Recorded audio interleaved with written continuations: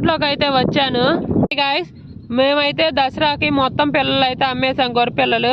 అందువల్ల బర్రెలను అయితే తీసుకొచ్చి ఇక్కడైతే మేపుతున్నాము. లేకపోవడం వల్ల గడ్డి అయితే చాలా ఉంది కయ్యల్లో, అందుకని బయటికి తోలుకెళ్లకుండా బర్రెలను అయితే ఇక్కడే ఉంచి మేపుతున్నాము.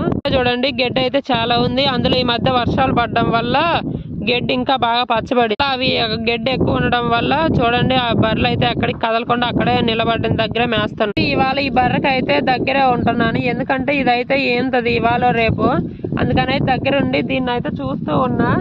ఇది ఈయనలోపు ఇంటికి అయితే తోలుకెళ్ళిపోవాలి.